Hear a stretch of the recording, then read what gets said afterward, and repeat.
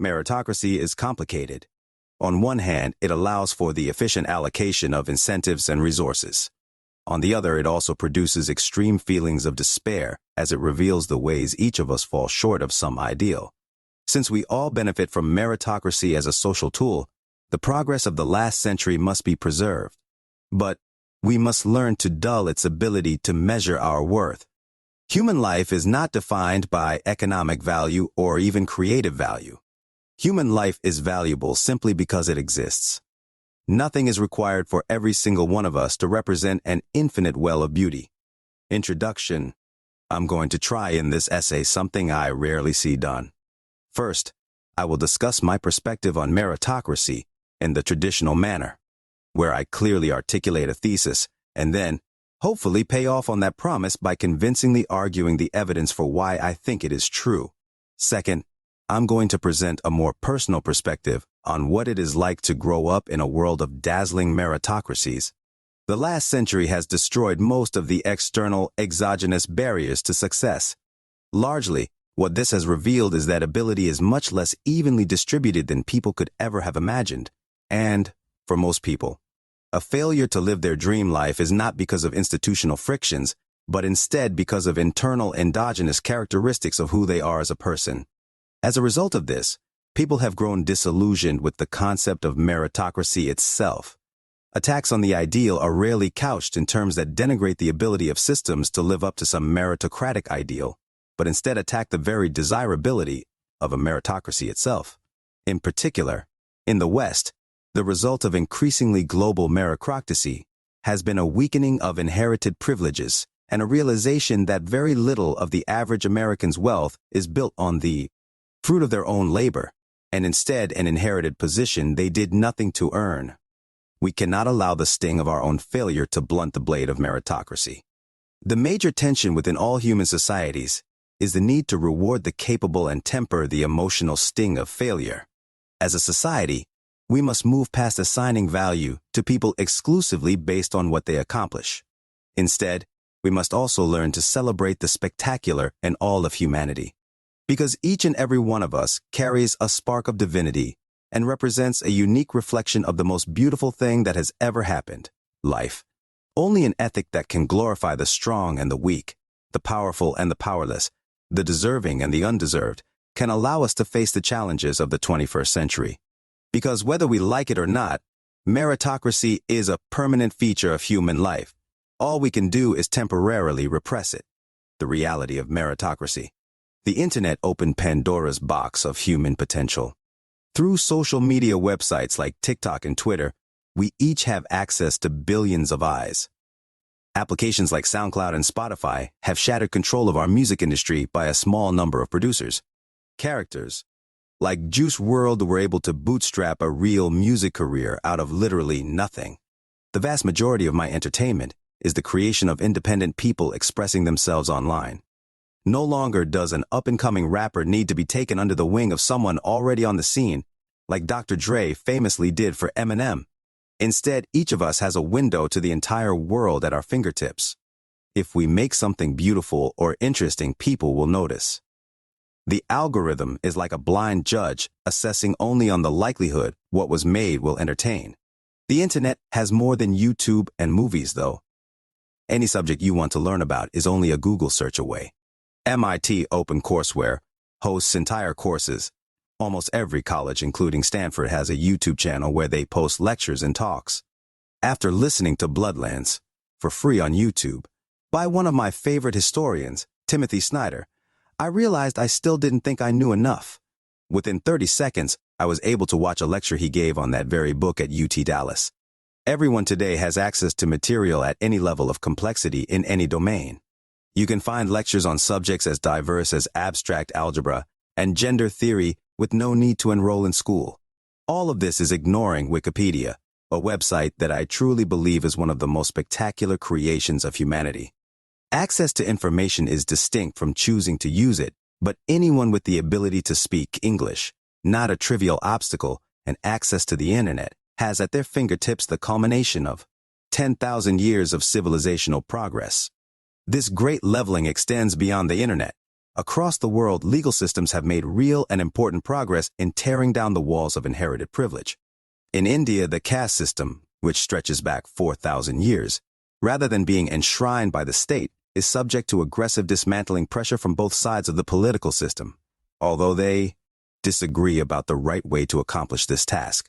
All across the world, women have slowly acquired legal privileges, ending a crime against humanity that stretches back at least as long as recorded history, and probably much further. Finally, over the last 100 years, the dual racial and colonial citizenship system, which blocked the vast majority of humans from legal equality, have been largely crushed. There is undeniably work still left to be done, but the progress has been brisk and thorough. To see this in action, simply look around your own workforce. What percent of your coworkers would have been excluded from the work you do because of exogenous fictions a century ago?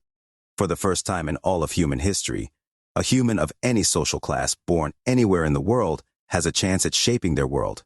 It should not simply be taken for granted that people like Ma Huateng, the co-founder of Tencent, would have been able to influence the world like they did.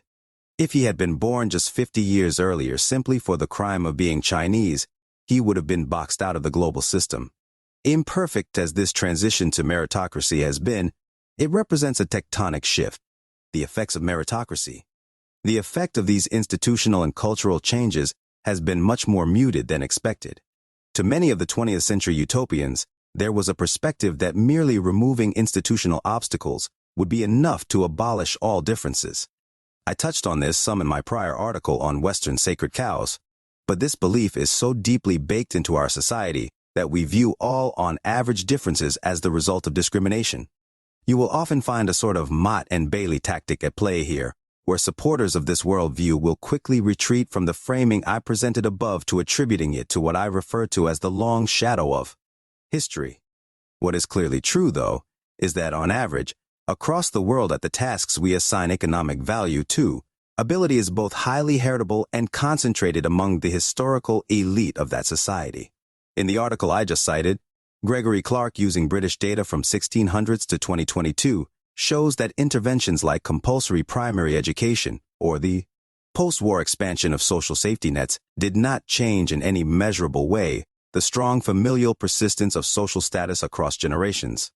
Even in China, where the Maoist Cultural Revolution did everything within the scope of human ability to crush the inherited inequality of man. The descendants of the pre-revolutionary elites had reasserted themselves at the top of the social pyramid. Persistence through revolutions by Alessina and others shows that the cultural values of the pre-revolutionary elites, namely a focus on individualism, free markets, and hard work, all work together to undermine the equality of the Cultural Revolution. Advocates of the blank slate worldview must reckon with these facts. If Maoism is not extreme enough of a break from the past, what would be? Freedom and equality are not only not synonyms, they are incompatible objectives. Freedom implies the ability to make important choices that matter. Since there is an autoregressive character to success, failure breeds failure and success breeds success. In any system where people can make choices, outcomes will diverge, even on the aggregate level. Despite our failure to abolish all inherited differences, there should be no confusion. The reduction in exogenous barriers to success has led to a massive reduction in inherited inequality. According to a review of the Black-White Racial Wealth Gap, published in late 2022 by the NBER, the wealth gap has closed significantly, although the scale that remains is stark. In particular, during the period of 1960 to 1980, as the barriers of legal racism were torn down, the rate of convergence accelerated. It has reversed somewhat in recent years, for reasons no one fully understands. But there are without a doubt more black millionaires today than at any other point in American history. Similarly, an analysis of the gender pay gap by the Federal Reserve Bank of St. Louis shows that over the last 20 years, the gender pay gap has narrowed 17 percentage points to an average of 80%. Since the article was written in 2017, the progress has continued. None of this, though, compares to the progress the developing world has made in the last 30 years. Simply walking into an engineering department at any company in the Bay Area will highlight the degree to which meritocracy has expanded the pool of talent. The gap between the West and the rest may never fully close, but the crushing poverty that has defined the overwhelming majority of human experience is fading. The hands dealt to a British and Bengali child have begun a long and tenuous process to convergence. However, like all things, there are two sides to this story. At home in America, this has unleashed a form of unarticulated terror. If the endogenous barriers to success for non-Americans and immigrants are as weak as the boardrooms of Google or the GSB faculty would suggest, little protects an American worker from a life of grinding poverty beyond the privilege of their birth. Because of extensive redistribution in America, even the poorest person lives a life of global luxury. There is significant resistance to even stating this fact. But people know it on a deep emotional level. Like everything else in America, the reaction to this fact has bifurcated along the traditional lines of American politics. But even among the most liberal people I know, there seems to be little desire to dismantle all of their institutional privileges. Aboard, there is also increasing frustration at the lack of immediate convergence. If you spend any time on the internet, it is not difficult to see the seething resentment much of the non-white world holds towards whites. The shadow of colonialism is long, and symbols of it litter every society on earth. The fact that places like China have not been able to, within one generation, transform themselves into developed countries appears to be a source of real discontent within their society. Beyond this, important obstacles remain for most of humanity. Look no further than the vast caravans of people risking everything to live illegally and tenuously within America to appreciate the level of inherited privilege each American has. Backlash. The slow pace of convergence and the stubborn persistence of group-level differences has begun to show its effect on the modern mind. A real backlash against the meritocratic reforms of the last 100 years is brewing. The shape it takes, post-colonial resentment or white fear, will be an important historical note, but the social process is in swing as the developing world realizes that Western wealth is not only the product of inherited privilege, but also cultural traditions which emphasize an important basket of characteristics. And ironically, in the West, the young realize on average that very little differentiates them from the global poor. Even excluding the international dynamic, websites like Twitter are a bitter reminder of the originality of one's own thoughts. Since the algorithm shows no preference, but towards the content it believes will entertain its users most completely, the weight of failure rests on no shoulders but your own. Whatever appetite existed for radical social upheaval against restrictions of inherited privilege will reverse, if not resist it. From the vantage point I have, it is impossible to say if the response will be Jacobin or Thermidorian, so both flanks must be. Watch closely. At the core are two truths. First, without the walls of privilege, little but the sweat of their own brow can maintain a man's standard of living. Second, man would prefer to be chained in hell than given a path to heaven and fail. People across all of history have always grown tired of the pressure created by meritocracy. The rich want to ensure success for themselves and their children. The poor want to protect their emotional reality from the bitter taste of their own ability. In Western society, the transvaluation of moral virtue from the strong to the weak, and from the capable to the incapable, is splendidly documented in Nietzsche's 1887 book on The Genealogy of Morality. And yet, there is something undeniably special about life in general, but human life in particular. Often, in the daily comparisons of life, it is easy to lose sight of this fact. Earth is so spectacularly interesting simply by existing. Each of us has already won a lottery of immeasurable value. Even the most evil or incapable person is still more fascinating and important than any celestial object. As a thought experiment, imagine running a simulation of our entire universe with the goal of recording everything unique that happened. You can even imagine that the operator of this simulation had no inherent preference for humans. Then think of what fraction of the book would be devoted to Earth. This is even more true if you assume that we are alone in the universe.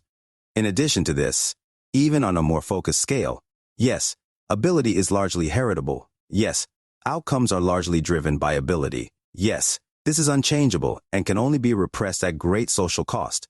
But, largely, is doing an immense amount of work here. The random walk of cultural and genetic inheritance means we have no idea where the next spectacular human will come out of. Ensuring equal opportunity for everyone is the only way to not exclude the exceptional. Each of us is walking around with both immense personal potential and immeasurable potential in our children. Each newborn child holds in its curled fingers a web of outcomes stretching out into infinity. All human life has value, not because of God, but because of how spectacularly unique it is, both on the micro and macro level. Personal. I have, since I can first remember, dreamed of being a writer. As a child who grew up struggling to read, words have always held a certain magic to me. The first book I ever read front to back was Harry Potter and the Sorcerer's Stone in 4th grade, after being enrolled in a therapy for dyslexic children called the Davis Method. I remember the feeling of finishing that book like it was yesterday. Suddenly, a whole aspect of the human experience that I had previously been unable to access was unlocked. I felt like Prometheus stealing fire from the gods. Over time, this passion has come and gone. Like most people new to a skill, my writing for years was atrocious. Even today, it is hard for me to write more than a paragraph or two without making some insane mistake, part of the reason I empathize with LM so much. But gradually, I've improved as a writer. I have never had any illusions that writing novels or essays would be a real career, so like most reasonable people, I put my dreams in a box and moved on. After college, I proceeded to take a job as a research assistant at the University of Chicago, working for an accounting, basically economics, professor. This period, during COVID, was one of the darkest of my entire life. I would be lying if I didn't honestly say I flirted with killing myself, only really not doing it out of some misplaced egoism and self-importance. But the dream of writing hung around my neck like an albatross slain by my sanity. One morning, in a fit of euphoria, I sat down and without pausing wrote the script to a YouTube video. The original is now private, but an unaltered version can be found here. Anxiously, I posted it, knowing it would go nowhere, but hoping, secretly, it would be picked up by the algorithm and ascended. It got something like 40 views, most of them from friends and family I shared it with. Slowly, the euphoria from the act of creation mixed with disappointment. Rather than simply a dream, I had finally made something, but clearly the algorithm hadn't appreciated it. I jumped from script to script, writing quite literally tens of thousands of words and never landing on something I thought would work. Eventually, as even the impressions on the video trended to 0 and no new views filtered in, I moved on. Rather than writing during my ample free time from a job I hated, I embraced the warm embrace of inaction. Life slowly improved along with the weather, and during the late summer of 2022, I moved out to California in order to enroll in a PhD program at the GSB where I currently live. As anyone who has taken a PhD will know, the first year was brutal.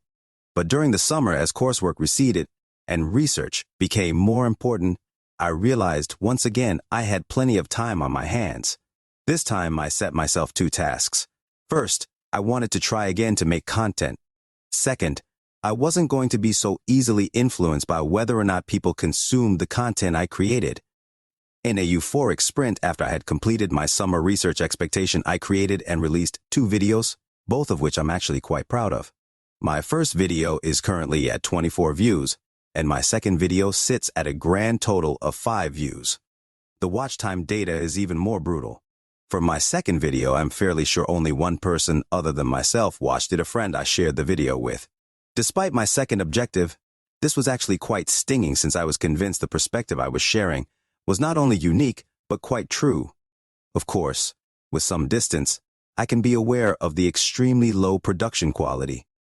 Both videos essentially consist of a single looping reel over an essay read poorly, with too much affectation.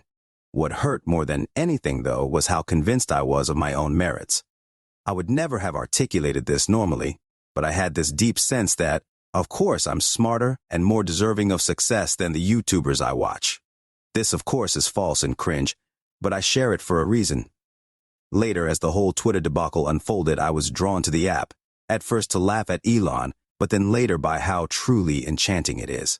There, for the first time, with writers like Noah Smith and Matt Iglesias, I was presented with a career I would salivate over.